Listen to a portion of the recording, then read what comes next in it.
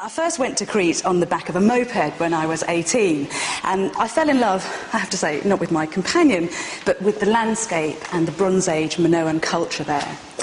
It just seemed to me so extraordinary that men and women, in their minds and with their bare hands, were forging what it is to be a civilization. Crete can boast a whole number of firsts. It said that here was the first paved road in Europe, the first throne, and even the first flush toilet. We went to make the film in Crete in July, in the middle of a heat wave, and so we were filming in temperatures of around 104 degrees every day. So I have to say, rather sweatily, we followed in the footsteps of this man. He is, if you like, the Indiana Jones of Crete, Sir Arthur Evans. Evans, whose archive is kept here at the Ashmolean Museum in Oxford, made a series of spectacular finds at Knossos at the beginning of the 20th century. He uncovered a very strange world, but one that he thought was a high-octane, peace-loving first file on European Western civilization. Here there were extraordinary things, high priestesses who grappled with snakes, athletic men who jumped over bulls 5 feet high, and even goddesses with opium poppies in their hair. Evans was a brilliant archaeologist, but as time goes on, we realise, of course, that the story was not quite as simple as that. Crete was not Eurocentric. In fact, it looked south and to the east, to Africa and to Asia Minor for its inspiration. Also, the Minoans had a very vexed relationship with their gods. This was a time when the gods were everywhere, in the fruit on the trees, in the sky, when you made love, when you gave birth, and it was terribly important for the Minoans to keep the spirit world on side. But then Crete suffered a massive geophysical disaster. And so it shouldn't be any surprise that archaeologists are actually uncovering evidence of a very traumatised society. In this film, we go to visit a sanctuary where it seems as though a human sacrifice has been interrupted in mid-flow. We also look at these children's bones, which have been cooked, and then the flesh scraped off. So this could be evidence of cannibalism. As a historian, it felt that these were very important stories to tell, but actually as a person, they were very troubling things to deal with. So making this film rammed home two things to me. First, that however many centuries or even millennia separate you from those of the distant past, it is always possible to feel a connection with the long dead. And also it reminded me that history is not a tablet of stone. We do not know the way it was. We can just try to grope our way towards the truth. Because history is not the study of the dead, but it's the study of something which is much more unpredictable and chameleon-like. It's a study of life.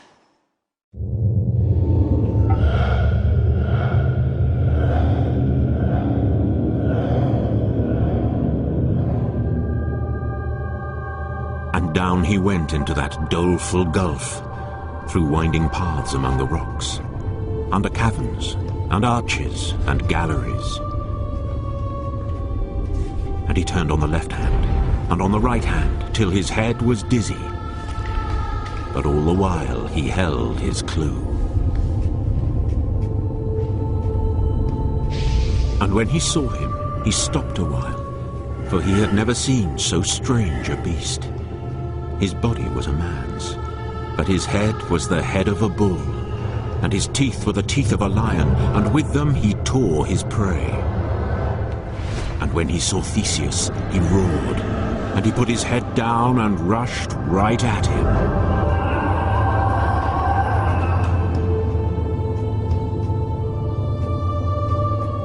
Of all the Greek myths, the story of the labyrinth is one of the most dramatic and unforgettable. A subterranean struggle between the ultimate hero, Theseus, and the ultimate monster, the Minotaur, the offspring of an unnatural union between a woman and a bull. It was told and retold for centuries before anyone thought to write it down, by which time it had become just another great story from the back catalogue of the ancient world. But the roots of the myth go deep, to a time before history, when stories like this were the way that people made sense of themselves and their past. So where did the Greeks get the story of a flesh-eating bullman lurking in a dark, menacing labyrinth? To answer that question, you have to journey far into the past. 1,500 years before the Parthenon was built. Way before Homer's time. Back 5,000 years to an extraordinary time and place. To Bronze Age Crete and the island of the Minoans.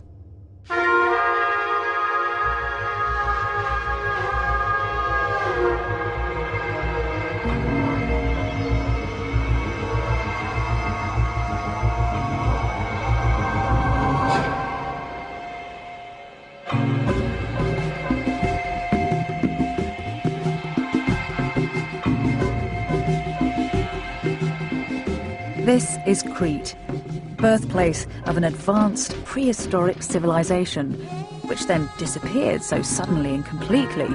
All that remained were half-remembered, half-invented fragments, the stuff of myth.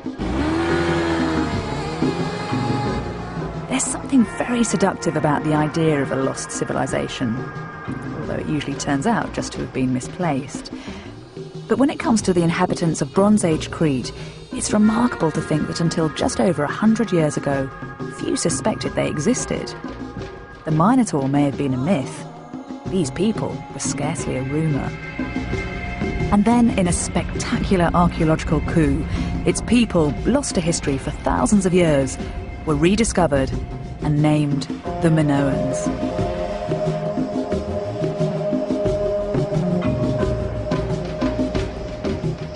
The lure of the labyrinth has proved irresistible ever since, with a stream of tourists, grave robbers, archaeologists and historians drawn back, like me, to search for traces of the lost world of the Minoans, sometimes in the most unexpected places.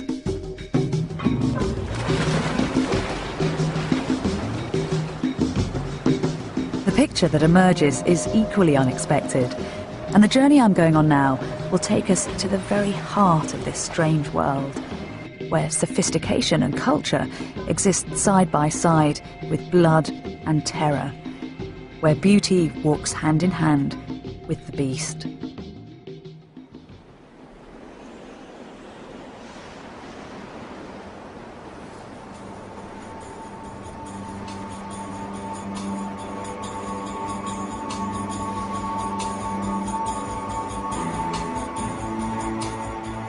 Crete, according to the Greeks, is Megalonisi, the big island. And compared to the other islands of the Aegean, it is a whale in a school of minnows. But it's actually not that megalo. 150 miles long and never much more than 30 miles wide. An isolated landmass floating in the middle of the Libyan and Aegean seas. What is striking, though, is the amazing variety of landscapes that Crete manages to pack into the narrow space between its shores. Enough to satisfy a continent. There are forests of pine, date palm groves skirting broad sandy beaches, and no less than 15 mountain ranges, 3 of them high enough to keep their snow well into spring. Rivers course year-round through the veins of the island, winding down deep, narrow gorges, and feeding the stalactites in endless subterranean caverns. Travel around and you understand why Crete has been such a fertile breeding ground for tales of daring do, love and sex, blood and gore.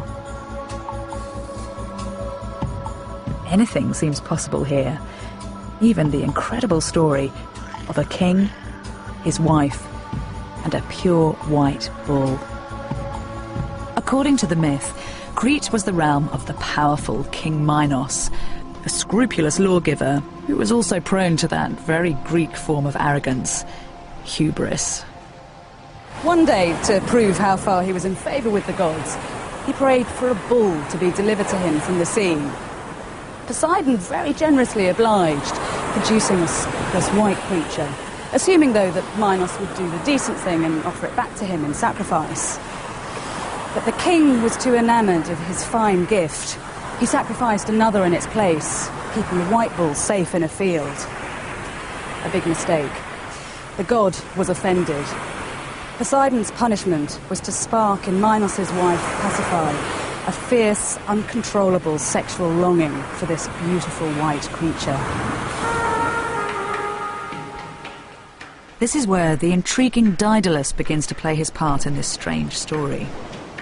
He was the master inventor, an Athenian according to the self-regarding mainland Greeks, but working in Crete in the service of King Minos.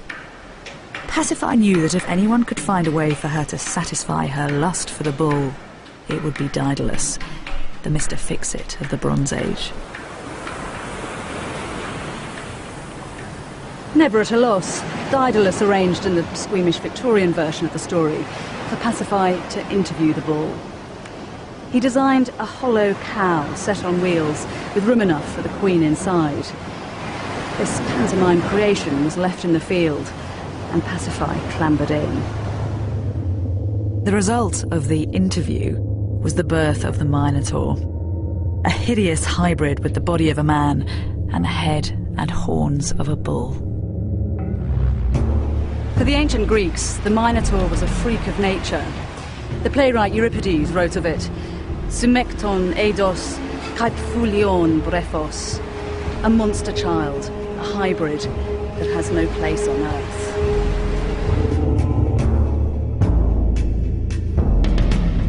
And so, the story goes that Daedalus came to design a huge subterranean labyrinth to hide the shameful offspring of Minos' wife.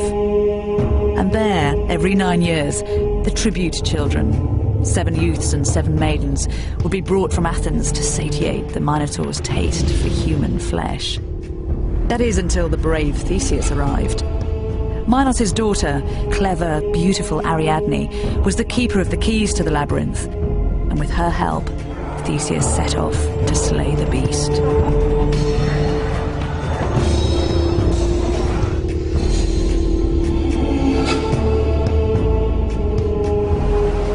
You can't help wondering whether there's a grain of truth alongside all this mythical cock and bull. Whether the Athenian tribute speaks of a time when mainland Greece was under Crete's thumb, and the triumph of Theseus over the Minotaur points to the moment when the tables were turned. Of course there was no half-man, half-bull. Perhaps there was a flesh-and-blood King Minos and a wily Princess Ariadne. You could speculate for hours, but it's not time wasted. Nothing comes from nowhere, and some of the greatest archaeological discoveries were driven by the need to know whether myths had a historical leg to stand on.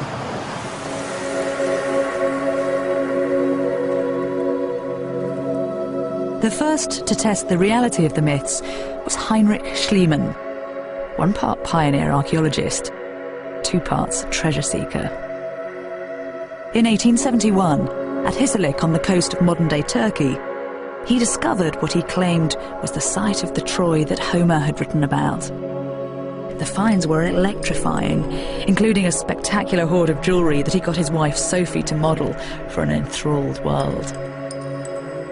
It seemed that the works of Homer were history, not poetry, and the public was gripped. But Schliemann didn't rest on his laurels. He turned his attention to the other players in Homer's great epic, at Mycenae, on the Greek mainland.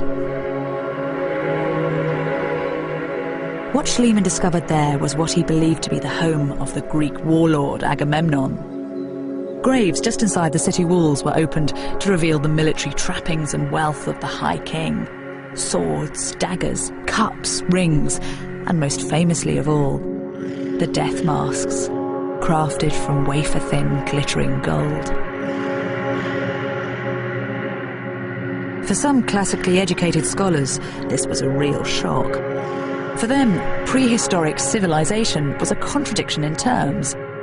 And yet there was something undeniably civilized and sophisticated about all this stuff. But while some simply gawped at Schliemann's finds, there were others whose instinct told them that the hoard from Mycenae was just the beginning. One of Britain's leading Egyptologists, Flinders Petrie, argued that the Mycenaeans, as they were now known, were no sudden apparition. These pottery fragments, some of his own finds from Egypt, had already got him thinking. These are 300 years older than that treasure from Mycenae. He knew they weren't Egyptian, and he had a strong hunch that they came from somewhere in the Aegean. Find the people that made these, Petrie said, and you'll find whoever it was that came before the Mycenaeans. And I bet they'll turn out to be Europe's first civilization.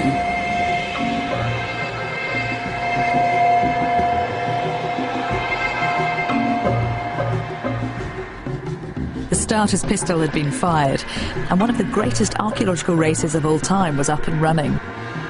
Somewhere in the Aegean, there was a lost world just waiting to be found. And so in 1900, chasing the lead of Schliemann and Petrie, a 48-year-old British archaeologist with a long distinguished career behind him came to Crete, to a place called Knossos. His name was Arthur Evans, and Knossos was soon to be inextricably linked with him.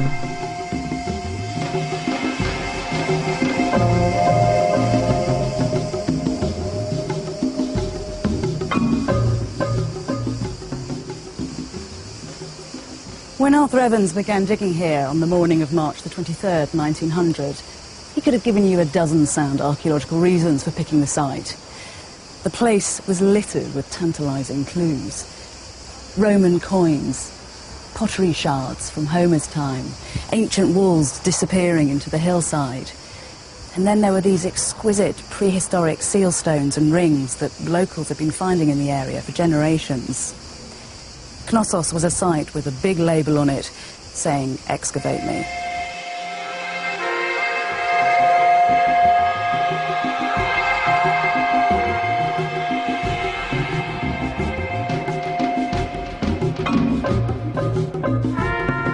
Layer upon layer of topsoil was carried away, at first in wicker baskets by the 31-strong workforce. Then, 2 weeks later, as the size of the task dawned on Evans, by 100 men using iron wheelbarrows. And as the speed of the excavations picked up, so did the excitement. Evans sketched a plan of the emerging walls, with scrolled edges, like the pirates' maps in children's books, complete with an X to mark the spot where treasure had been found. The buildings they were uncovering here were far bigger and more complex than anything that Troy or Mycenae had to offer. Wherever they dug, they just seemed to go on and on. Cascading staircases, twisting corridors, a bewildering complement of rooms, some small and intimate, others elegant and imposing. This was a labyrinth, but far more than just a monster's cage.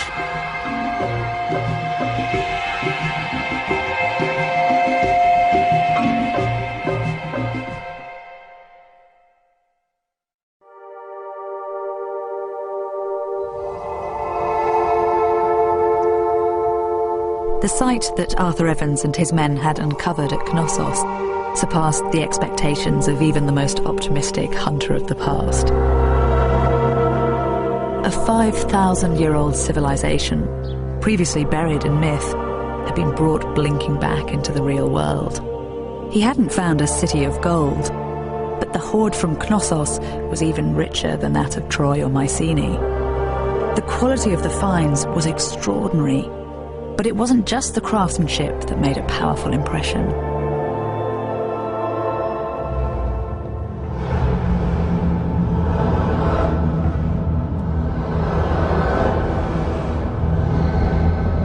A month into the excavations, the men digging at the west entrance discovered a huge, imposing fresco fragment of a charging bull. It was life-size and lifelike, sculpted from lime plaster in high relief. Meeting this creature head-on as it emerged from the earth was a spine-chilling experience. As one of the workmen brushed back the soil to expose its flaring nostrils and sharp horns, he screamed out in terror, believing he disturbed a demon, or worse still, the devil himself.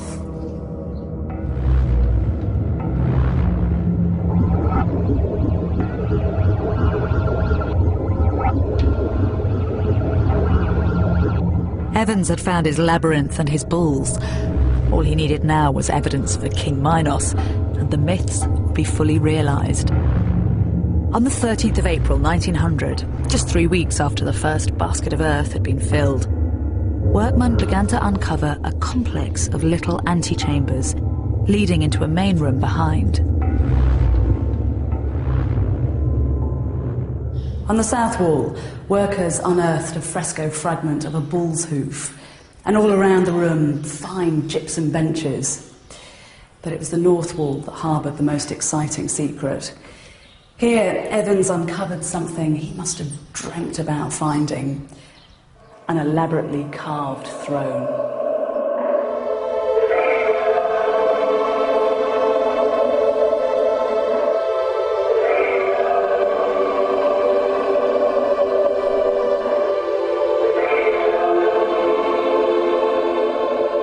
Harriet Boyd, a pioneering young American archaeologist, was lucky enough to be with Evans when the throne was revealed. In her journal notes, she described the moment of discovery. Intense excitement, she wrote, as a workman removed the last earth from the oldest throne in Europe, and the stone chair stood forth intact.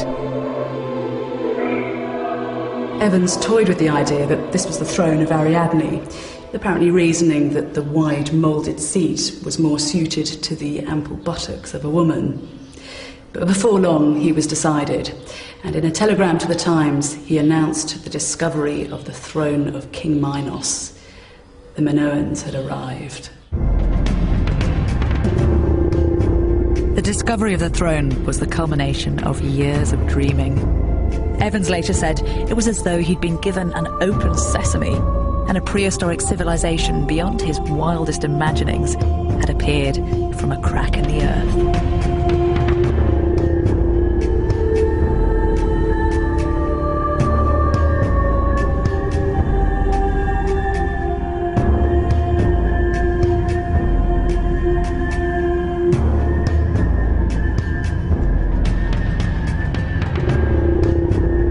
If Knossos was indeed the seat of King Minos, he certainly had good taste in palatial pads. This was an incredible structure, and befitting one of the most powerful kings of the Bronze Age, it's built with no expense spared. At its peak, Knossos covered an area of 700,000 square metres, more than 3 times the size of Buckingham Palace and its grounds, with an approach as grand as the Mall. If you thought the Romans had the monopoly on precision road building, then think again. This is Europe's first made road. It was constructed out of clay, cement and stones and faced with limestone slabs. You have to imagine it flanked on either side with grand houses, leading straight from the town of Knossos right up to the palace. Daedalus himself would have been proud of this elegant boulevard. It's a masterpiece of prehistoric urban design.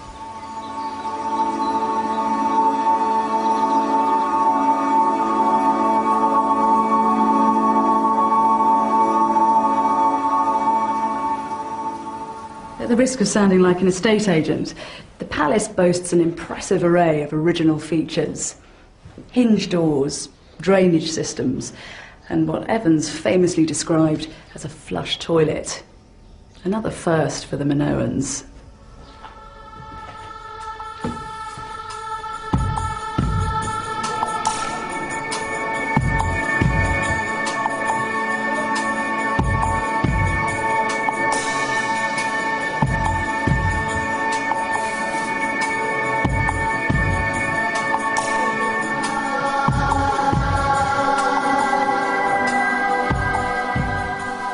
Knossos is a building that adds up to more than the sum of its parts.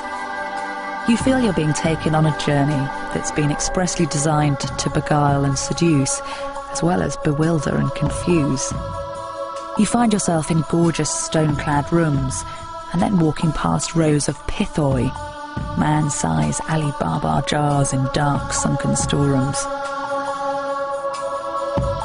Each of the 7 or 8 separate entrances feels like it's reserved for a different occasion. Some for privileged access, some, like here at the north entrance, for immediate, awe-inspiring impact.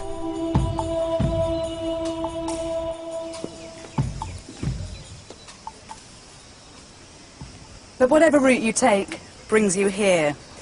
the immense central court.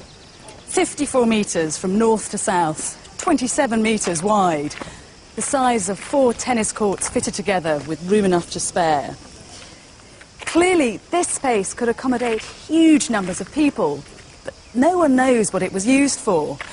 It's a giant question mark at the heart of Knossos.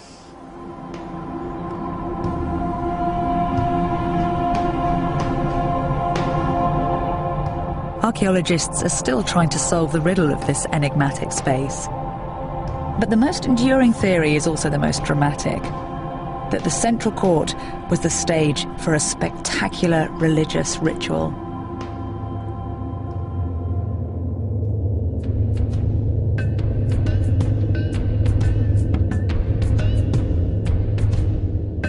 This was taurokathapsia, bull leaping, and it was to Knossos what gladiatorial combat was to Rome.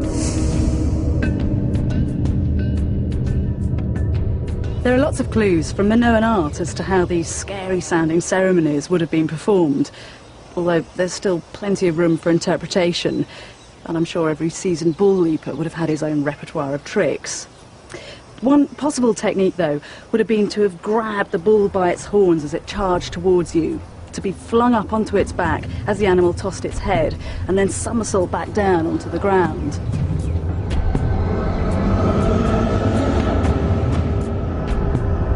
Whoever pulled off these crazy stunts must have been fantastically strong and supple, especially bearing in mind the sheer size of these animals, because these were crossbreed aurochs, particularly foul-tempered, standing 6 foot high at the shoulder and with a horn span to match.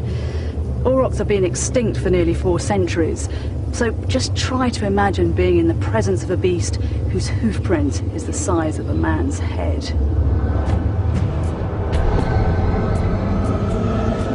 Bulls had been worshipped as symbols of fertility since the Stone Age. So perhaps bull leaping was an attempt to capture some of their elemental power. The people who did this were clearly revered, as you can see from this beautiful ivory figurine of one of the leapers. Confident and sinewy, his limbs had been elongated to emphasize his agility. For the Minoans, bull leaping was as much about self-belief as religious belief.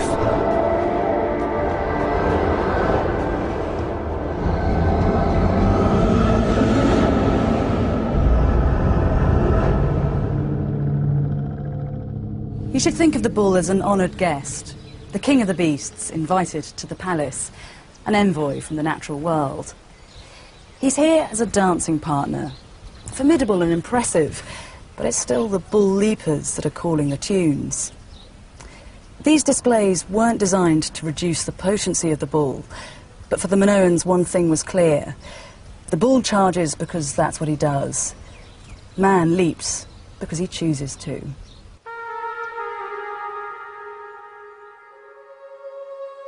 But it wasn't just in the bull leaping ritual that the Minoans revelled in their intimacy with the natural world.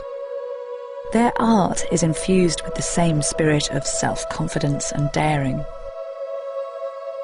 It seems there was no style they wouldn't try, no materials they wouldn't use, no technique too complicated to employ. It's almost as though once the Minoans realised what humans were capable of, they couldn't stop themselves. They became addicted to creating. From ivory carving to faience beads, from fresco painting to stone sculpture, it was all done with elegance and panache.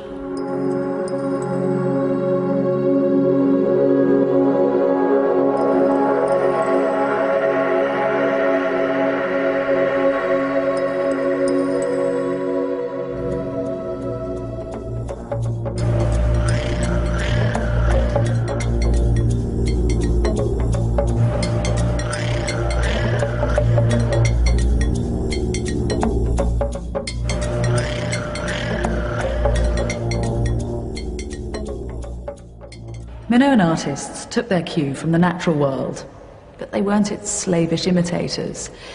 Nature provided the raw materials, texture, form, colour, and they felt free to play with them, to manipulate and extemporise. the hothouse culture of this island produced some fabulously exotic fruit.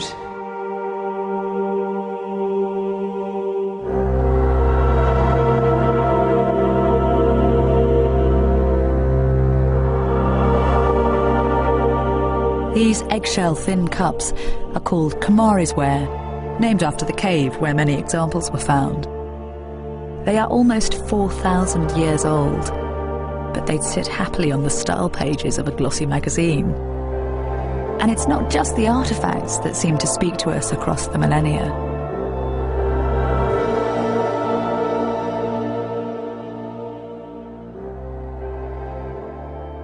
The recovery of this fresco fragment during the second season at Knossos is one of the most charming of all the stories to have come out of the dig. The visiting French scholar, when he saw the pieces being reassembled, burst out, "Mais ce sont des Parisiennes." The basic idea being that this 3,500-year-old woman wouldn't have seemed out of place strolling down the Champs-Élysées.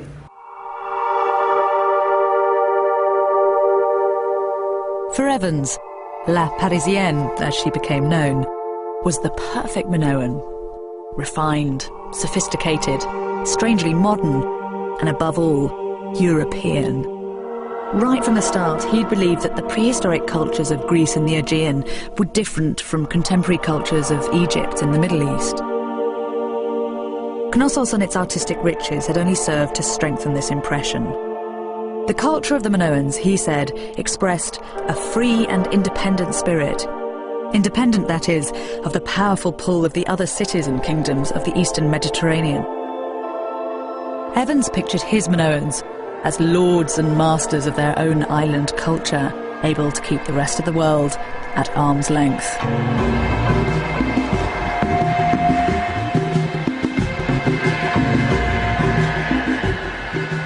He came to see Minoan Crete as the place where Europe's first naissance, or birth, took place,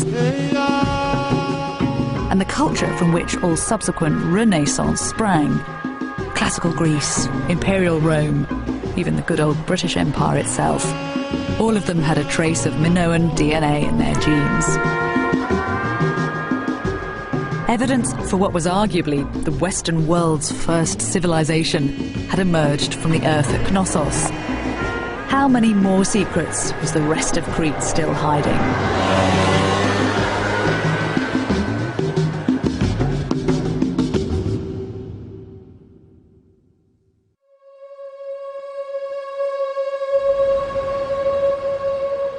While Evans' worker ants continued to pick over the bones of Knossos, other archaeologists went Minoan hunting elsewhere on the island.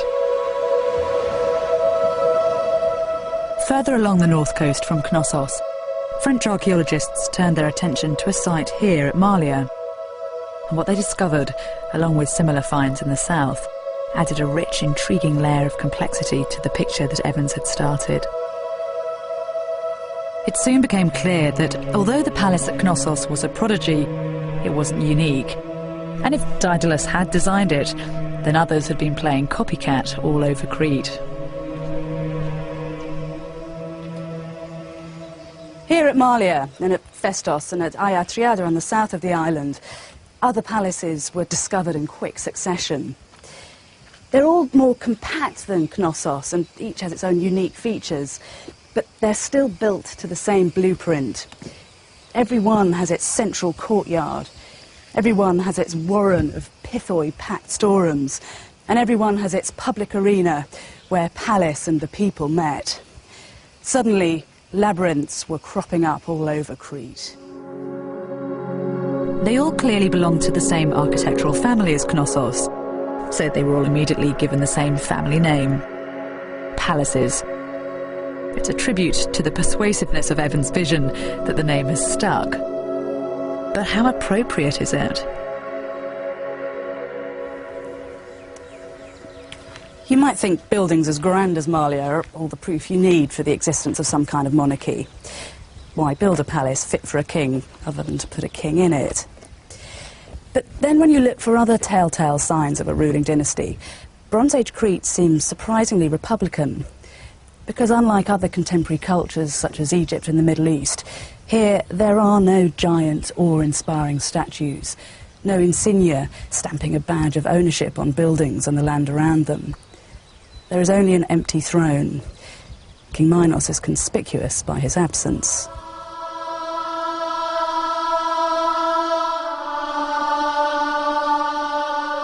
When Minoans are shown performing some kind of public function, they usually share the stage with others, suggesting power is also shared. No one emerges as top dog. All men seem equal, and if anything, the women seem more equal than the men. Cretan girls loom large in art and myth, not just decorative creatures, but women who appear to be prestigious and influential, custodians of their culture.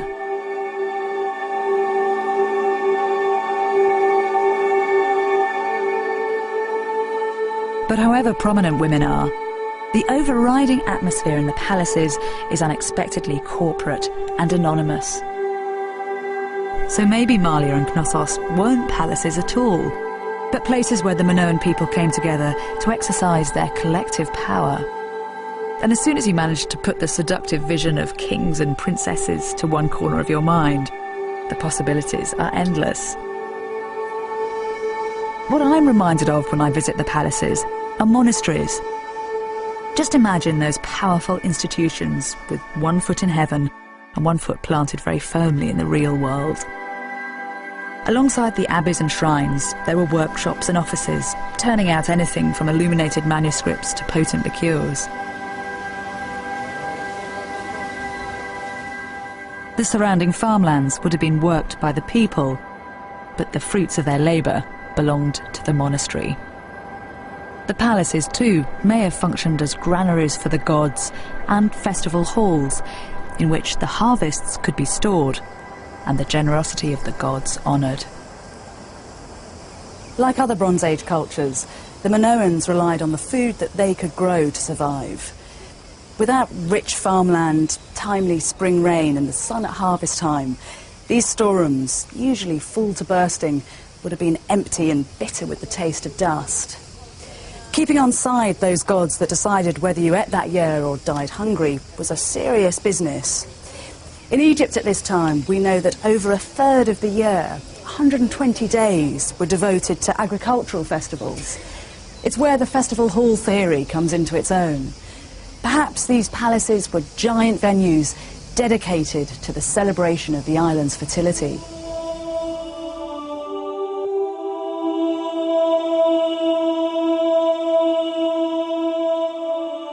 On this beautiful vase, you can sense both the relief and the joy in the faces of the harvesters as they carry symbolic sheaves from the fields, singing and laughing. Perhaps they're on their way to the palace to give thanks to their gods for another successful harvest.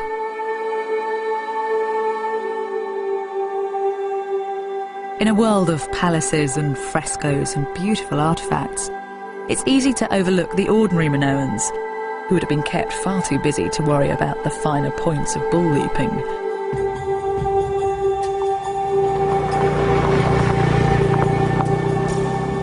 Luckily, the archaeological riches of Crete weren't restricted to the posh end of the market. Welcome to the cheap seats. While grand buildings like Knossos and Festos were being excavated, Harriet Boyd, the American archaeologist, was exploring a site at Gorniar that has told us a huge amount about Minoan Crete beyond the palaces. The treasures found at Gorniar were the stuff of everyday life. Fish hooks, carpenter's saws, potter's wheels, all a far cry from the stair-tied vessels and the ivory figurines of the palaces. And yet it was populations like these that made the Minoan world go round. It was their ambitious craftsmanship that produced those objects, their industry that put food on the table for the kings or priestesses or whoever it was that lived at places like Knossos. In a society that was so productive, everyone had their role to play. And if the gods had been kind and the harvests were plentiful, you can imagine the men and women of Gorniar enjoying life in their flourishing market town.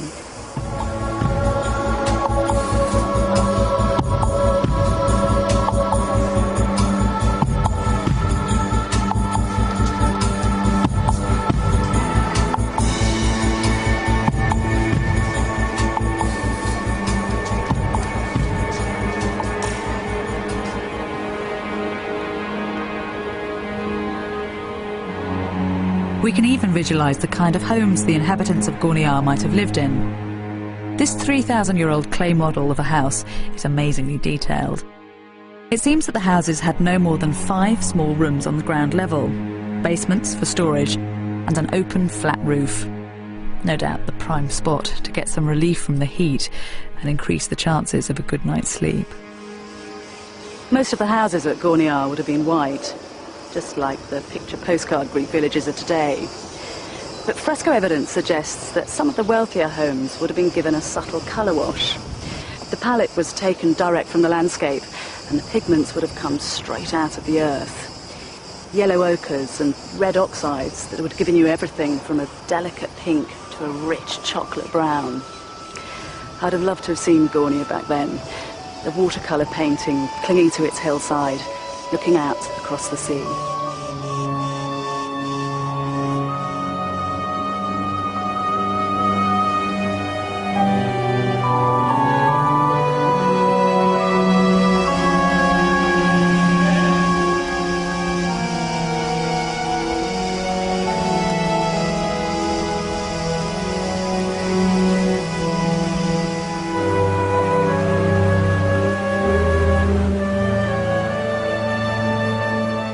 By the end of the 1920s, Minoan civilization, from the poshest of palaces to the humblest fisherman's cottage, had come a long way from being lost. But whatever extra details archaeologists like Boyd added, the master plan belonged to Evans. He'd been the first to enter the labyrinth. He'd given the Minoans their name, defined the qualities that made them unique, and in his multi-volume book, The Palace of Minos, he'd even sketched out a plausible history for them, from their sudden rise to their equally dramatic collapse. Around 1450 BC, as Evans saw it, the Palace of Knossos had emerged victorious from a bitter, island-wide civil war that had left the rest of Crete in flaming ruins. Even in their moment of destruction, it seemed, the fate of the Minoans lay in their own hands, free from outside influences. Arthur Evans was a brilliant archaeologist, and he was a showman. His version of the Minoans was made up of spade work, observation, intuition, and flights of fancy. If you enter the labyrinth, you're just as likely to meet him at its heart as you are the Minotaur. But since his death, new generations of archaeologists have uncovered fresh evidence that tells a rather different story.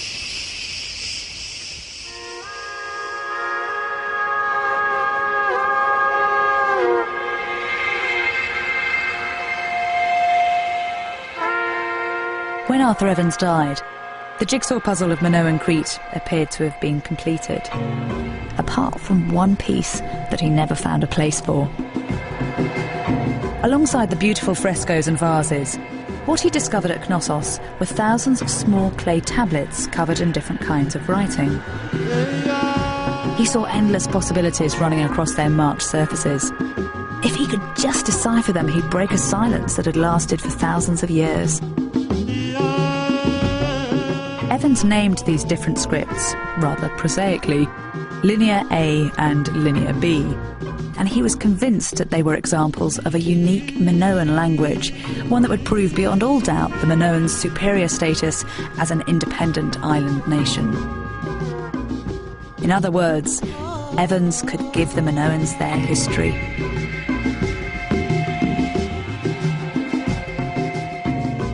The problem was that he couldn't make sense of the tablets, and he died before he could drag his Minoans out of the prehistoric world. It wasn't until after his death that other scholars could get their hands on the evidence and study the tablets in depth. Even then, it took years for anyone to break the code.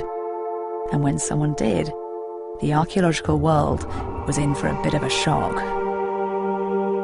When Michael Ventris heard Evans lecture as a schoolboy, he'd become driven by the desire to recover what he too was convinced was the lost language of the Minoans.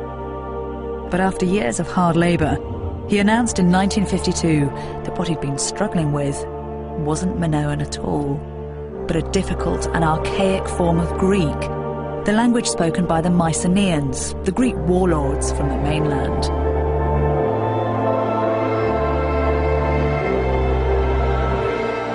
So suddenly, the great fires of 1450 BC began to make more sense.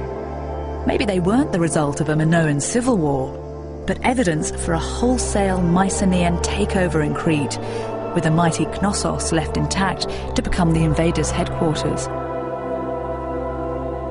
And when you think about it, it's not surprising that the aggressive Mycenaeans wanted to stake their claim to Crete.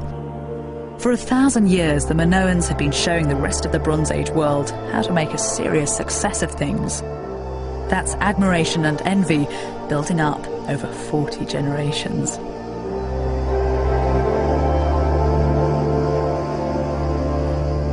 What eventually made the Minoans vulnerable to a Mycenaean coup is still the subject of heated archaeological debate.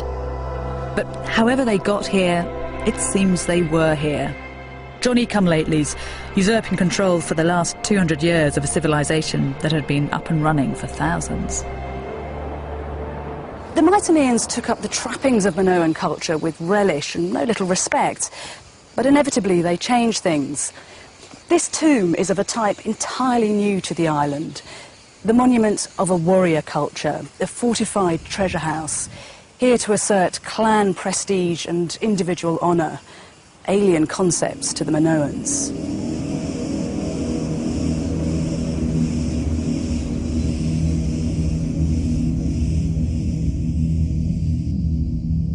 Once the scholars had got over the shock of Ventris's decipherment, the people were hungry to discover what Linear B could tell them about the kind of place Minoan Crete had become under the rule of the Greeks from Mycenae. The tablets turned out to be the contents of a Bronze Age filing cabinet, a meticulous record of the business end of palace life. This one deals with a shepherd called Poros and details his flock. We know that he had 28 rams and 72 ewes. It's an extraordinary thought that every itinerant herdsman up on the hillside was being monitored by the bean counters in the palace down below.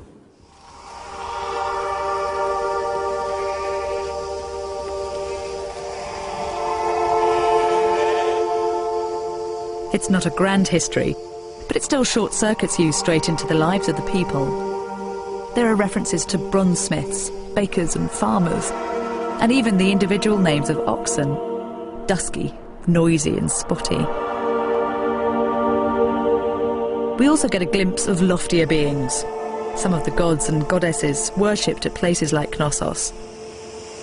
A number of the tablets record offerings to the religious powers.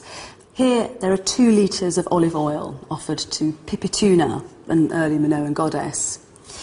Down here you can see that there are 12 given to all the other gods, and the lucky priestess of the winds gets 36. Clearly, worship had its bureaucratic side too.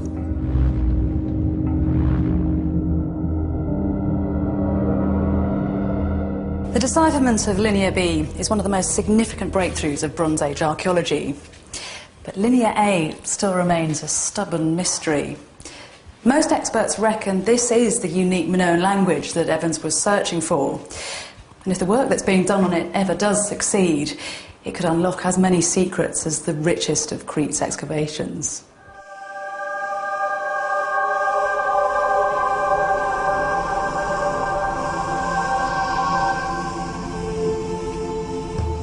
Evans's version of the Minoans, once apparently so complete and satisfying, had begun to unravel with the decipherment of Linear B, and other troubling new evidence soon followed.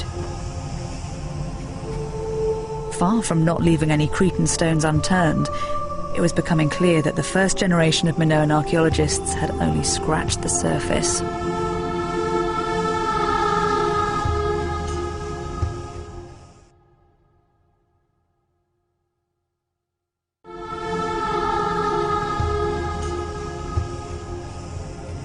This is Anima Spilia, the Cave of the Winds, a small sanctuary about half an hour's drive from Knossos.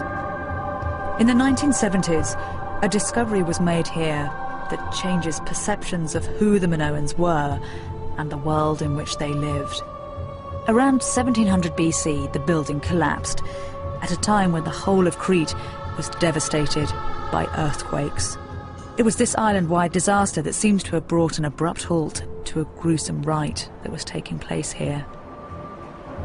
Over there was the skeleton of a boy, aged between 17 and 18, lying on his side on some kind of an altar. His body was trussed up, and on his bones had been laid a bronze dagger. The weapon, presumably, that had cut his carotid artery, because this young man had bled to death before the buildings collapsed. Behind him was a woman lying face down, and out here, another body, someone carrying a vessel full of some kind of liquid, most likely the fresh blood of the sacrifice being taken into the central room and offered to the deity there. Inside there was one more corpse, a man lying face up next to the sacrificial victim, aged between about 47 and 48, taller than average, and on the little finger of his left hand, a ring made of silver and iron. Back in the Bronze Age, iron was exotic and highly prized, so this was someone of high status. The priest, perhaps, who was conducting the sacrifice as the walls came tumbling down.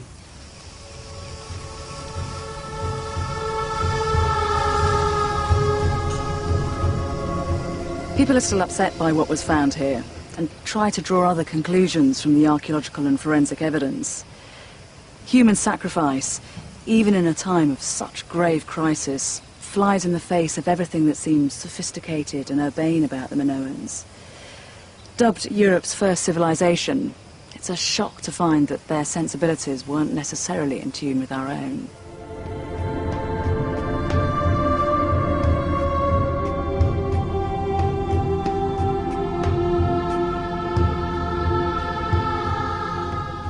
But the ancient Greeks wouldn't have been shocked. When they told stories of Crete, 1,000 years after the sacrifice at Anemaspilia, they were dark and bloody. For them, this wasn't just the workshop of Daedalus, the court of King Minos and Ariadne. This was the Minotaur's realm, the man-eating monster whose dark labyrinth was the foundation on which all those glittering palaces stood.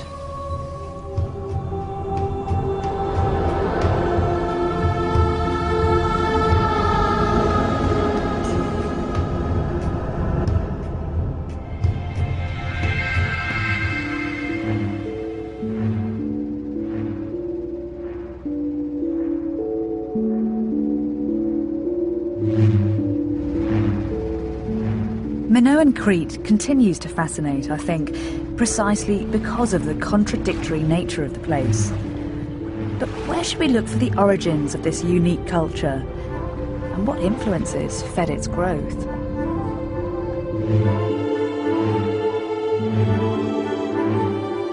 Perhaps because he was an English gentleman at a time when his own little island dominated the globe, Arthur Evans seemed content with the notion that his Minoans were a largely self-created and self-contained phenomenon, what he called a free and independent people, flourishing on their own island home.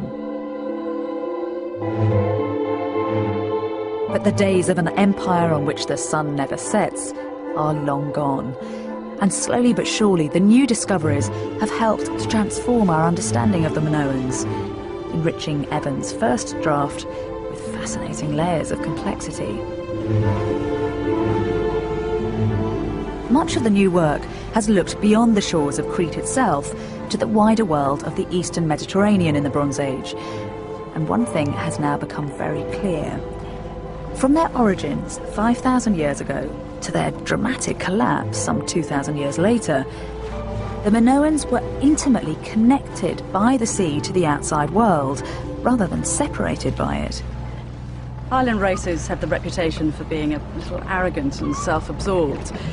But in Minoan times, if you wanted not just to survive, but to build a civilization, you had to reach out across the horizons to make new connections.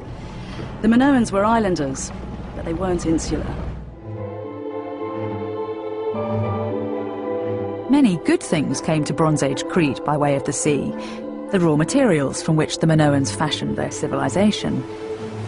But the sea also brought bad things, natural catastrophes and man-made calamities.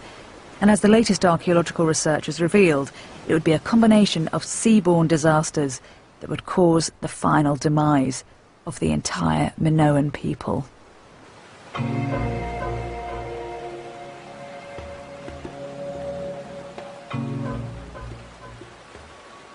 This is Moklos, a tiny humpbacked island moored off the north coast of Crete. If you want to understand how the sea shaped the destiny of Minoan civilization, this is the place to come. Moklos was first settled 5,000 years ago, and so belongs to the very beginning of the Minoan story. This busy town's prosperity depended above all on its port, the gateway that connected it to the wider world of the Aegean and the Eastern Mediterranean. Just 3 weeks sailing could land the exotic wares of Egyptian merchants from the south on these shores. Next stop east is Cyprus, and beyond that the Old Testament ports of Tyre, Byblos and Sidon. Head due north and you hit the Greek mainland and the great ancient city of Mycenae. This was a prehistoric trade centre and provided welcome dry land and a good meal for the travelling salesman of the sea. Little wonder that Crete has been called a stepping stone for the continents.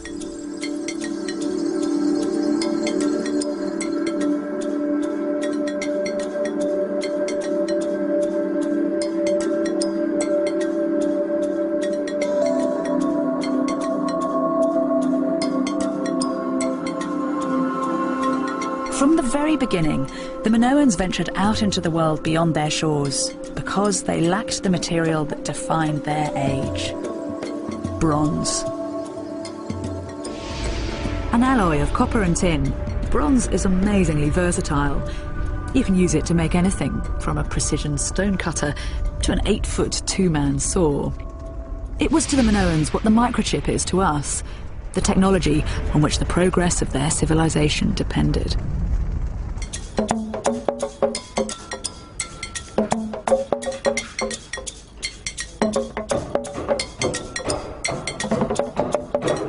Thanks to its geographical position, close to the more advanced cultures of the Middle East, the secrets of bronze manufacture came early to Crete.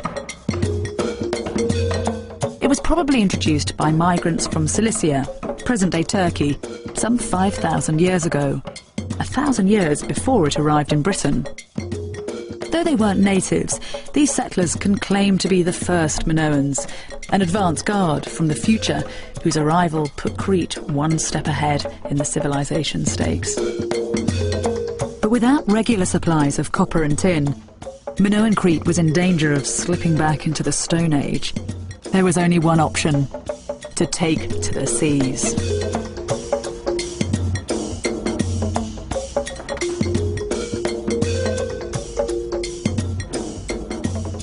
The ancient Greeks would have assumed that a legendary king like Minos would have had a powerful fleet at his disposal to see off pirates, to intimidate his neighbours, to bring in supplies for his population when necessary. But in the Bronze Age, this is what sea power was. This is a replica of a boat that went down off the coast of Turkey. It would have had just one sail, room enough for about 24 oarsmen, and it was made of a thin lattice of cypress wood with a cloth skin. In effect, it's nothing more than a giant kayak. But it was frail little vessels like this that headed off, often into hostile waters, packed with goods for barter and exchange, stitching together the cultures of the Eastern Mediterranean.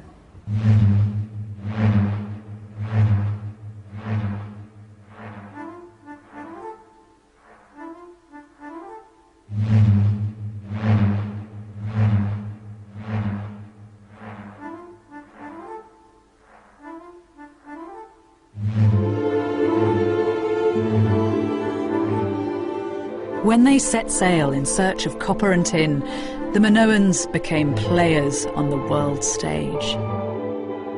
One of the frustrating things about them is the fact that they've left us little or nothing in the way of written records. But that doesn't mean that they left no historical trace. The cultures they came in contact with knew them and recorded them too. Think yourself back to some time in the middle of the 15th century BC. Imagine you're leaving Crete and boarding an Aegean trading vessel heading south to Egypt. After just 21 days travelling, you arrive at the Nile. There you pick up a barge and continue your journey to Thebes. And when you arrive, you're presented with a picture of the Minoans that's very different from the one painted by Arthur Evans. In the Valley of the Kings is the tomb of Rekhmire, a high-powered Egyptian bureaucrat.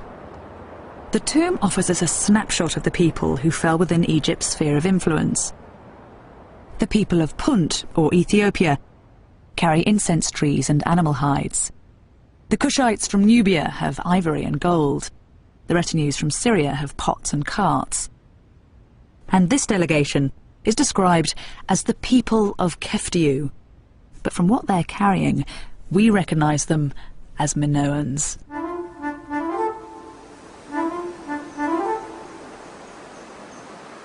The tomb of Rekhmire forces you to rethink your mental map, starting with the names. Keftiu rather than Minoans, since that seems to be the name that the Bronze Age Cretans used to describe themselves. And rather than thinking of Crete as a southeastern birthplace of Europe, we should think of it as a northwesterly extension of what we now call the Middle East. To understand the world of the Keftiu, you have to remember Egypt. Its huge temples, its elaborate religious rituals, its animal-headed gods. You have to bear in mind the Crete that appears in the Old Testament, described as the land of the Kaftor. Think of those first cities in the Euphrates Valley where urban life began.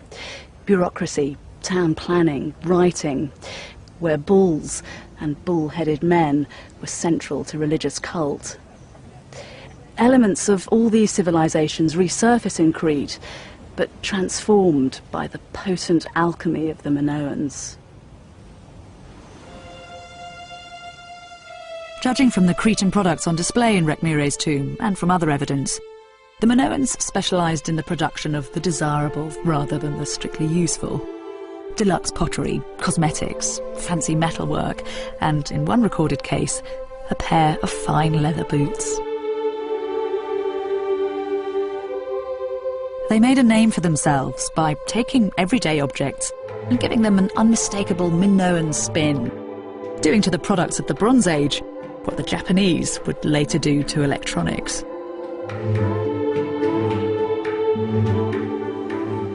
But there was one luxury product above all on which the reputation of this remarkable island workshop would have rested. And it started life under the sea.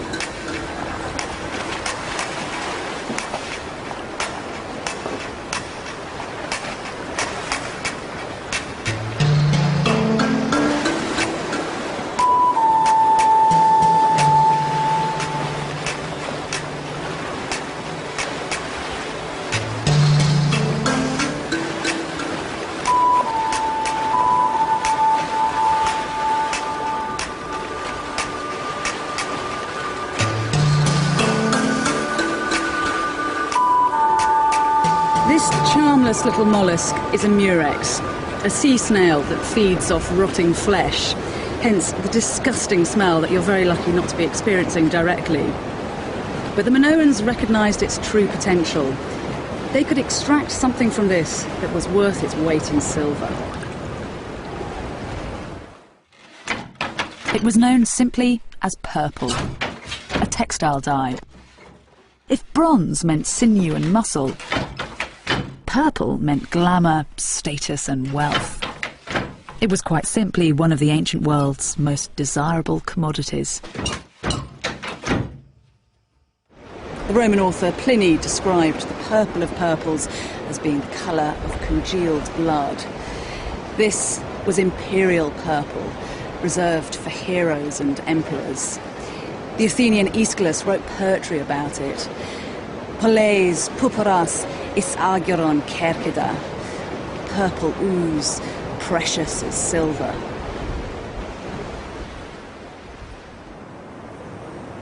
In classical times, the eastern city port of Tyre was recognised as the source for this precious dye. But recent archaeological work suggests that centuries before, the Minoans might well have pioneered the production of purple. Archaeologists working here at the port of Komos found hundreds of murex dating back to the early Minoan period, many of them with a tiny, precise hole in the shell. Now, this hole isn't man-made, but mollusk-made. In the wild, the murex is a predator as well as a scavenger, hunting down other forms of shellfish, boring into them and then sucking out the insides. The murex here at Komos seem to have had a taste of their own medicine, attacked by their own kind in a mass act of cannibalism. Now, when creatures behave like that, it suggests they're living uncomfortably close to each other. What you might have here is some form of factory farming. Mass production makes sense when you realise it took 12,000 murex to create enough dye to colour the hem of a single garment. Purple would have made the Bronze Age Cretans brand leaders at the luxury end of the Eastern Mediterranean trade. This rare, highly transportable commodity allowed them to exploit not just the needs, but the desires of their age. Every time a Cretan trader sealed a deal at the port of Tyre or the markets of Mycenae, the reputation of the Keftiu and their legendary island would have been magnified.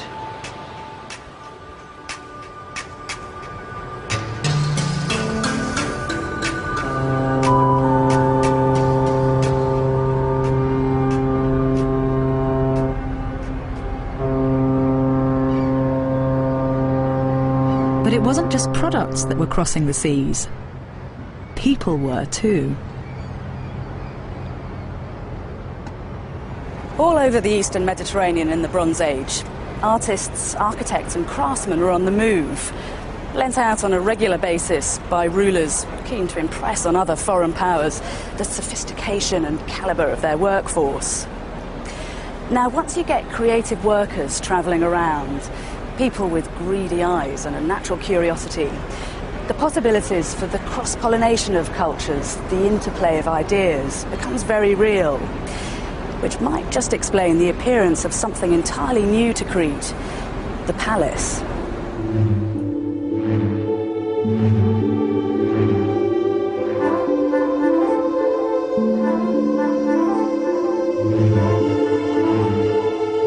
The arrival of these extraordinary and enigmatic buildings, 1,000 years or so after the introduction of bronze to the island, marks another significant milestone in the evolution of Minoan culture. So far, palaces have been identified at Knossos and Malia on the north coast, at Zakros in the east, and here at Festos in the south. And archaeologists reckon they're on the scent of 2 or 3 more. Each has its own individual features, but they're all variations on the same basic theme of the labyrinth. But who wrote the original? Evidence suggests that around this time, migrant textile workers from Minoan Crete may have been active in Egypt, in which case it's possible that while they were there, they could have indulged in a bit of architectural espionage. The Cretans weren't the first to have a labyrinth. It's thought that honour belongs to the Egyptian kings, who built a maze-like tomb near Crocodipolis, the city of crocodiles. The Egyptian labyrinth no longer exists, but it was described by an awestruck Herodotus, the Greek historian who paid it a visit sometime in the 5th century BC. Of its endless rooms and corridors and chambers, he wrote, "Metona anthropeon ergon." It's hard to believe that this is the work of men.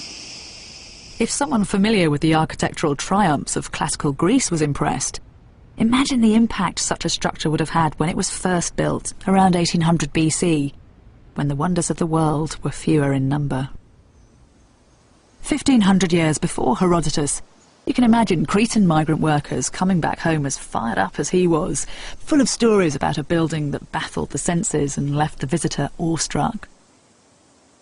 And as they were building their own masterpieces, perhaps they held that image of the Egyptian labyrinth in their minds.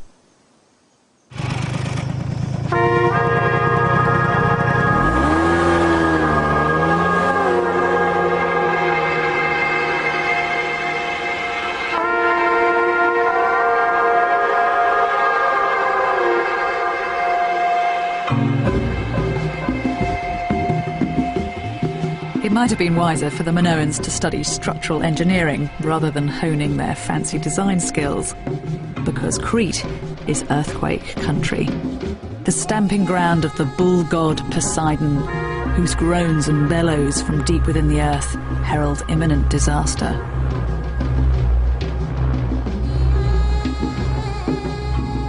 Around 1700 BC, 200 years after they were built, the first palaces were destroyed in a series of devastating earthquakes.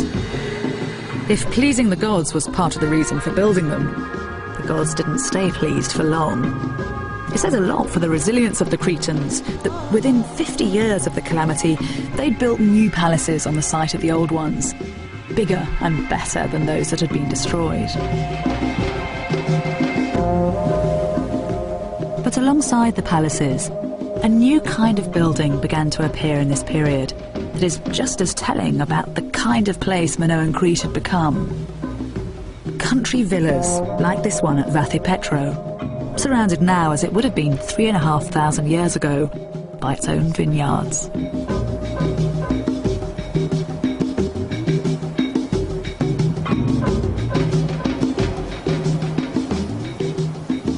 Crete in the Bronze Age was often a troubled and unstable place, rocked by natural disasters, and not immune to man-made ones either.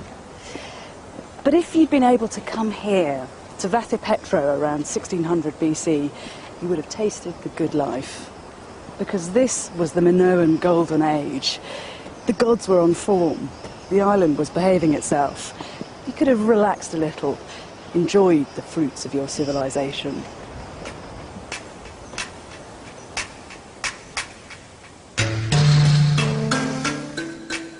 Minoan palaces have been compared to medieval monasteries, which would make Vathipetro and the other places like it the equivalent of stately homes, the big house for the surrounding area. The main building would have been 2, possibly 3 stories high, with some fine rooms on the east side, perfect for taking in the morning sunshine. In the courtyard was a shrine, and around the back, extensive workshops, so this would have been a hive of activity in its day. But the house's most intimate connection was with the land, the fields of grain, the olive trees, and the vines. This is where Vathipetro's grapes would have been brought, to this fantastically well-preserved Minoan wine press. This is winemaking at its absolute simplest. You'd have put your grapes in there, kicked off your sandals, clambered in, and started to tread. This region still produces good wine, so it's quite possible that back then Vathipetro was the toast of the island.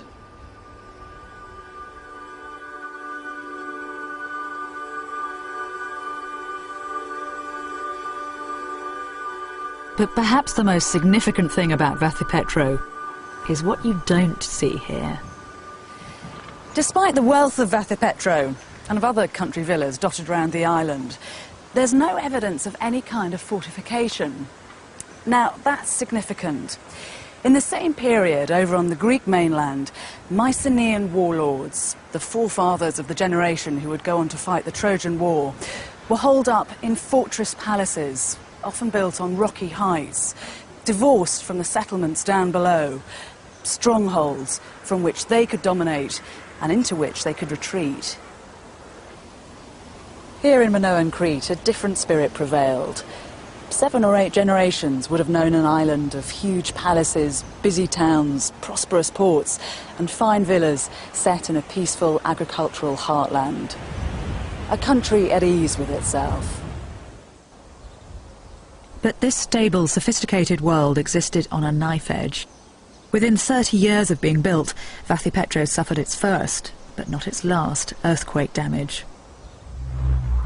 So the world for the Minoans must often have seemed a perilous and frightening place, governed by potent, sometimes vindictive powers, who couldn't be understood, only placated.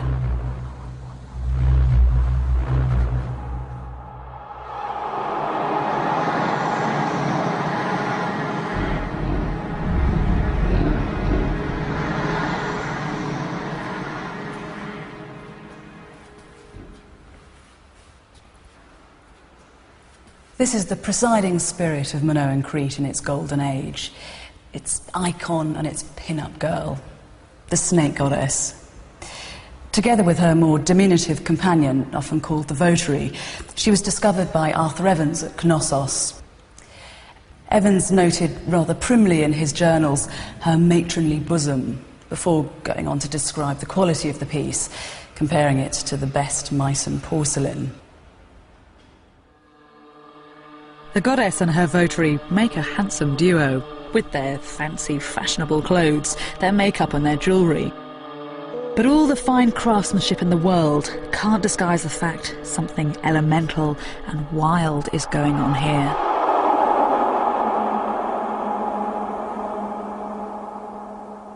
The goddess's fierce, wide-eyed stare is matched by her votary's rapt concentration. And that gigantic snake, it must be between 8 and 10 feet long, grips her in a protective embrace from her slender waist right up to the tip of her headdress. For all her glamour and sexual power, this is a goddess that feeds off respect and fear, not love.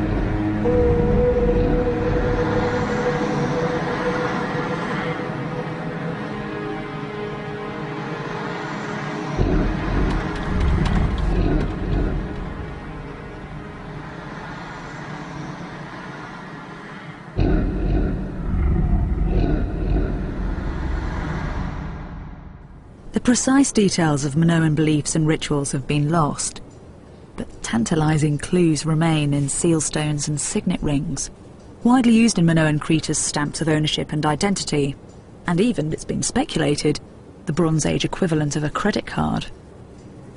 Close-up examination of these finely carved artefacts reveals a ritual world of chanting and singing, ecstatic dancing, as well as the famous bull leaping.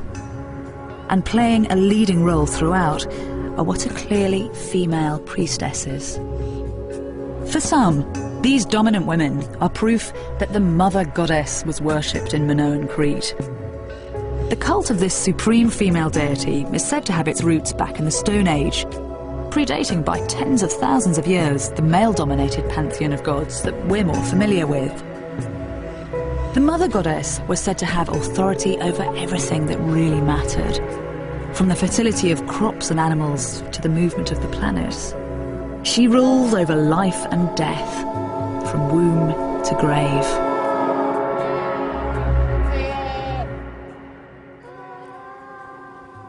The existence of one top female god is pretty hotly disputed these days. What seems much more likely is that the island was crammed with a whole host of nature goddesses, each with her own particular area of responsibility, bringing the rain, ripening the corn, keeping those terrifying earthquakes in check. The priestesses were their earthly representatives and may even have had some kind of economic control over the exploitation and distribution of their bounty, a powerful position to be in. But you have to remember in the Bronze Age that man's relationship with nature was much more about negotiation than exploitation. When it took just 2 bad harvests to wipe out your entire food supplies, you'd have been a fool to take Earth's plenty for granted. So, led by their elegant priestesses, the Minoans would have spent a great deal of time and energy wooing and placating the powers that be.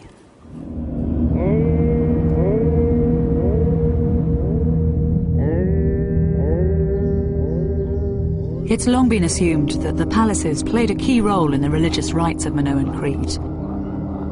But there were other kinds of religious experience on offer. Less polished, perhaps, but just as intense.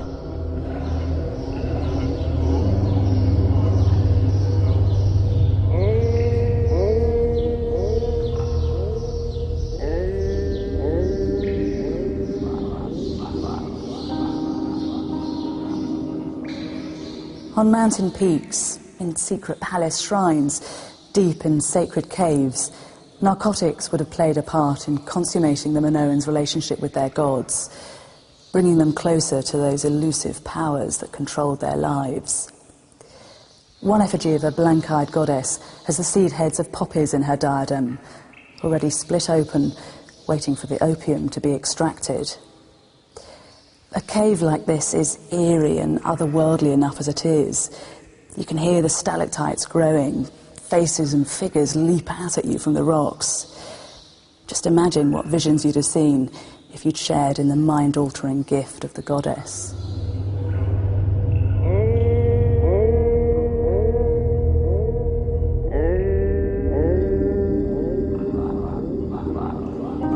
Scatino is a place where religious experience would have been raw and intense, where faith was dosed with fanaticism, where followers became true believers.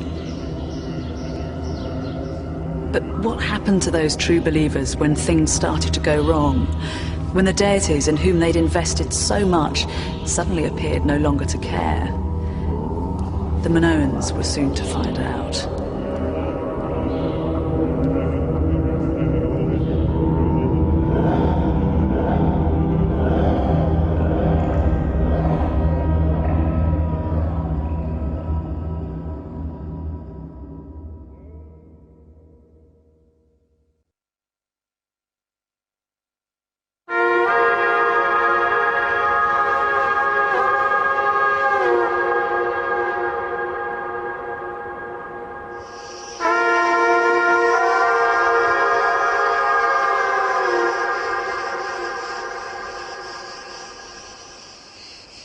After more than 1,500 years of spectacular progress, something very bad indeed happened to the Minoans in Crete.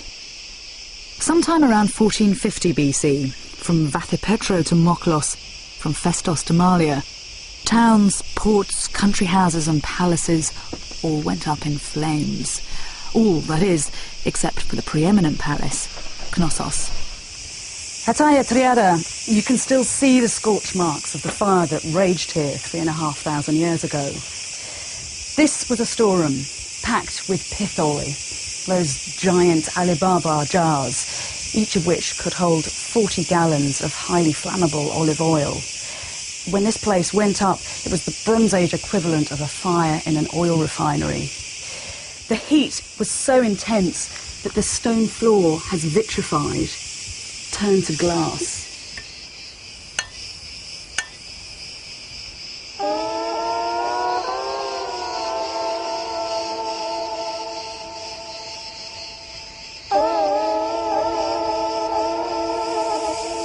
The thing about the fire here and the fires at all the other sites is that these were no accident.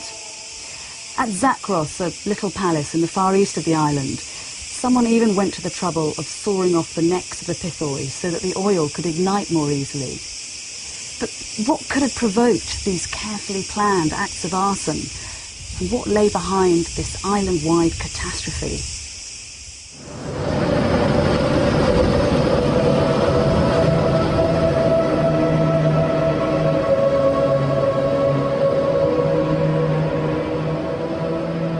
The cataclysm that would engulf Minoan civilization and pave the way for its ultimate destruction started here, 70 miles north of Crete, on an island called Thera.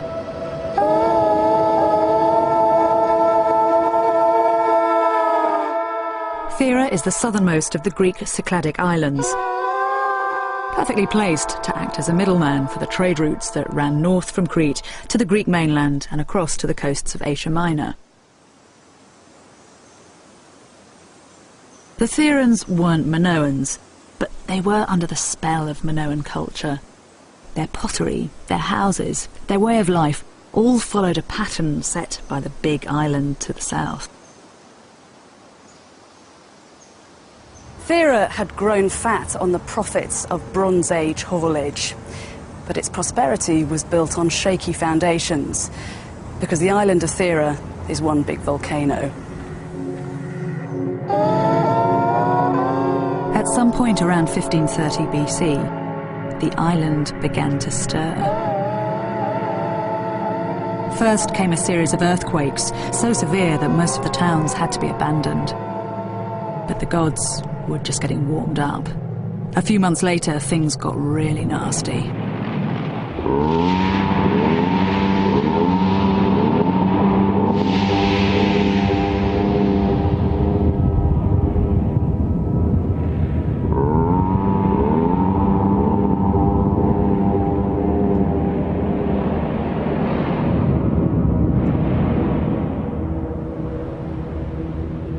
Times more powerful than the eruption of Vesuvius that buried Pompeii, 4 times greater than Krakatoa, the eruption of Thera was a true cataclysm.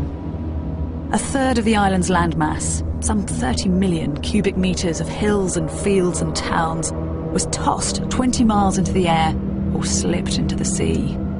The rest was buried beneath a blanket of ash and stones to a depth of 40 meters.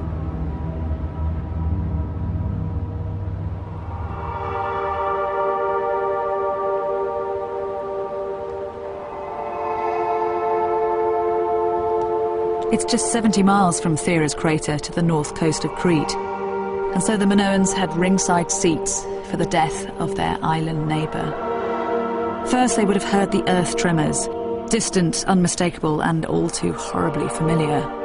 Mother Nature throwing another tantrum.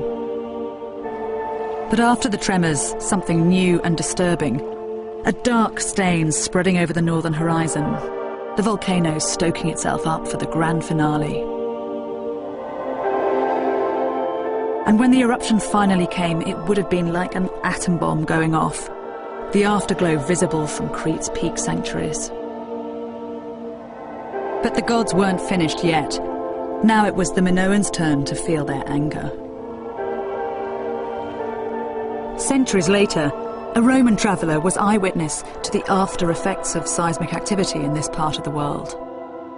He described how the sea hauled itself back from the shore, leaving, in the abyss of the deep, sea creatures stuck fast in the slime. It must have been a ghastly and unnatural sight, but it was merely a prelude to what happened just minutes later. At first, a low, distant roar, growing louder all the time, and then a wall of water racing towards you at the speed of an express train.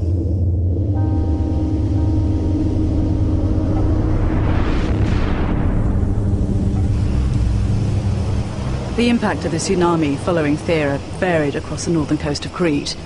In some places, there were waves between 10 and 20 feet tall. Impressive enough. But here at Moklos, it's estimated that they reached 100 feet high. That's higher than the island itself. It would have swamped the town, plucking boats out of the sea and spewing them up far inland.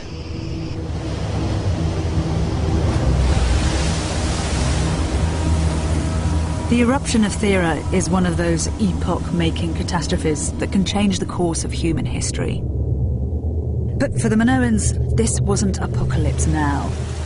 The effects of Thera on Crete would be played out over a period of some 90 years.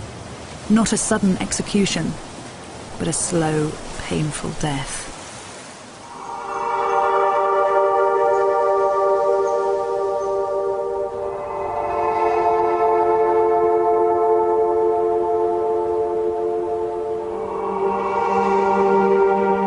After the tidal wave would have come the ash clouds, blotting out the sun, smothering the fields, poisoning water supplies, suffocating plants and animals. The effects would have varied across the island, with the east the worst hit. But farming in the Bronze Age was a fragile affair, and it wouldn't have taken much to jeopardise the harvest. If the effects of Thera were as profound as many believe, Widespread famine would have marked the beginning of a long and troubled era for Crete. Ultimately, it would pave the way for the violent climax of 1450 BC, when Triada and other major centres of Minoan power went up in flames.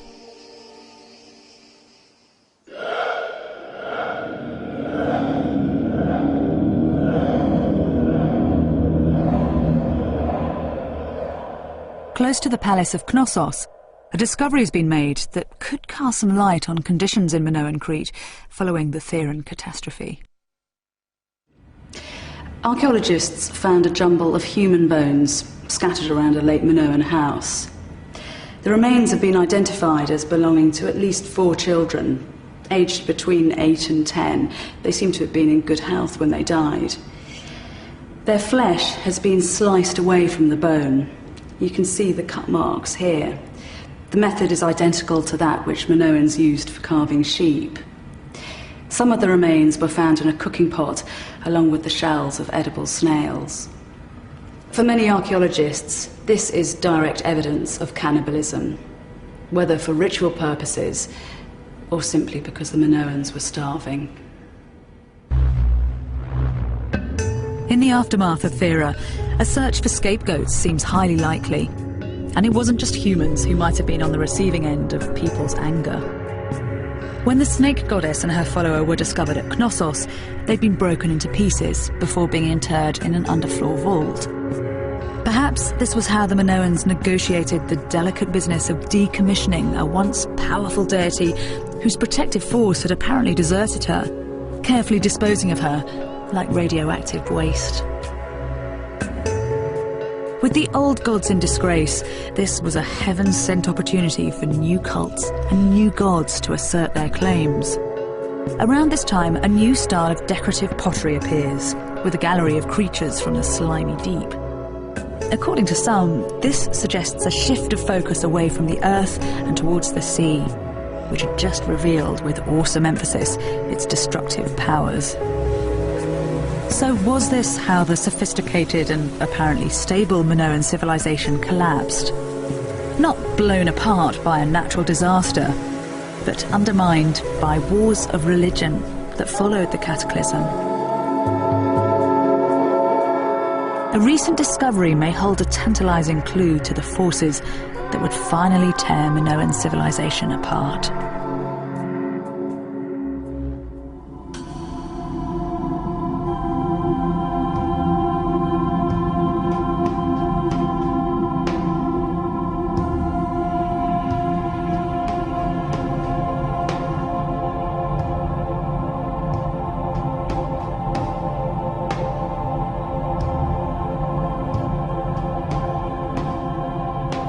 I think this has to be one of the most poignant and beautiful artefacts to have been discovered in Crete.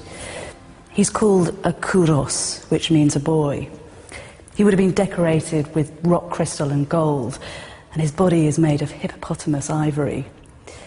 The choice of that material, which was valuable and exotic, combined with his stance, which is sublime, yet with a quiet power, suggests that what we have here is no mere boy.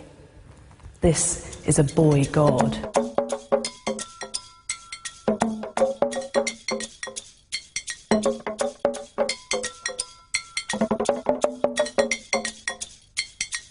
The quality of the workmanship is simply staggering. The veins, arteries, sinews and bones, rendered with an almost fanatical realism.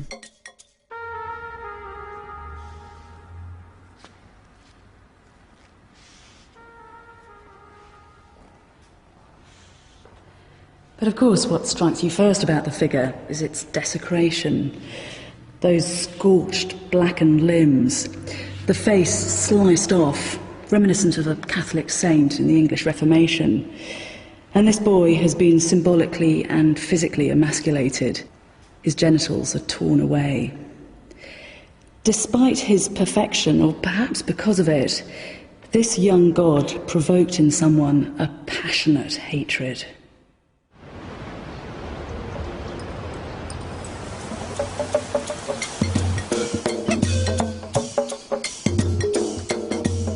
The remains were found in Palacastro, an important Minoan town at the eastern end of Crete. The litter of burned fragments was scattered around a purpose-built shrine in which the kouros would have been displayed.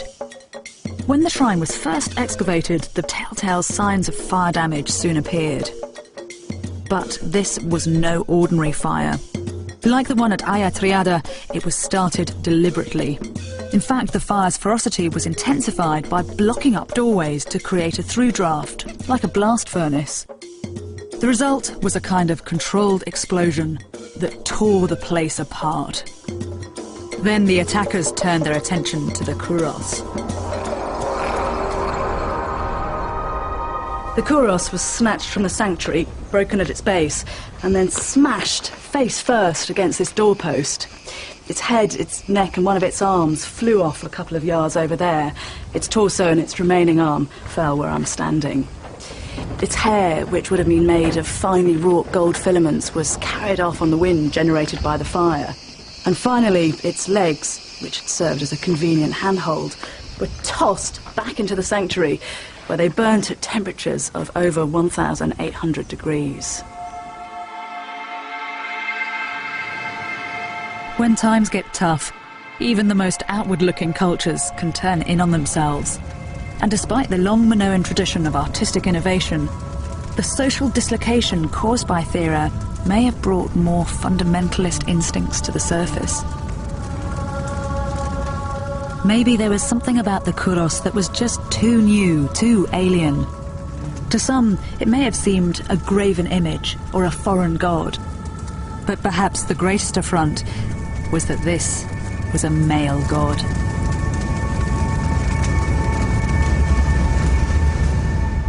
There may never have been a single mother goddess in Crete, but what's certain is that female goddesses and priestesses were highly visible and possibly even dominant. So what it seems to me is that the kouros represents a breakaway cult. Following the spectacular failure of the goddesses to protect Crete after Thera, they were demoted, and the honours usually afforded to them appropriated by what had previously been a minor male god. So what happened here at Palacastro could perhaps have been the revenge of scorned women against an upstart boy.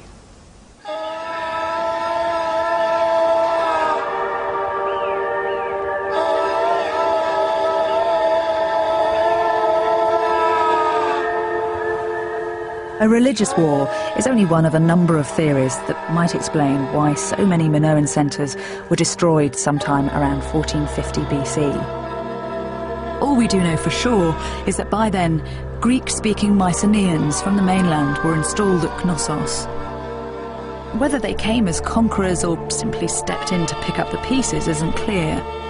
But they were, in many ways, the last Minoans, rebuilding some of the ports and palaces that had been destroyed, putting the island back on its feet. For the next 2 centuries, the fortunes of the Minoans and the Mycenaeans were inextricably linked. According to Homer, one of the largest contingents of ships for the Mycenaean assault on Troy came from Crete. But if the islanders shared in the triumphs of the mainlanders, they would also share their fate. Around 1200 BC, Mycenaean power on the Greek mainland was destroyed.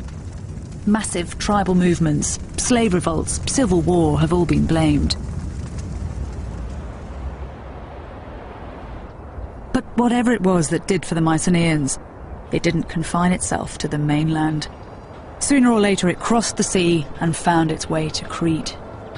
The remnant of Minoan civilization was forced to take refuge in remote mountain hideouts like this one, Carthi. When we talk about the death of a civilization, it conjures up apocalyptic visions, tinged with flames and blood. But for the Minoans, the end came creeping in like a chill mist. In this bleak and inhospitable landscape, the final chapter of their amazing history would be written. Those refugees who first made their way up here in the troubled 12th century BC must have found very little to love about Carthi. No bull leaping or ecstatic dancing here. Just time to watch the clouds roll into the Lassithi plateau and spot the vultures circling in the skies overhead. and all the while anxiously scanning the horizon for any signs that the cataclysm which had enveloped the coast was feeling its way up to this mountainside hideout.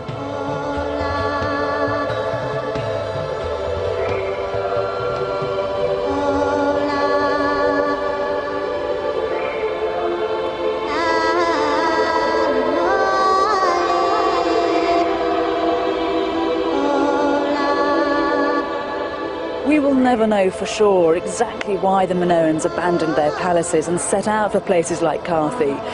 But what I think you can say with absolute certainty, standing here on the edge of the world, is that the people who came here were very, very scared.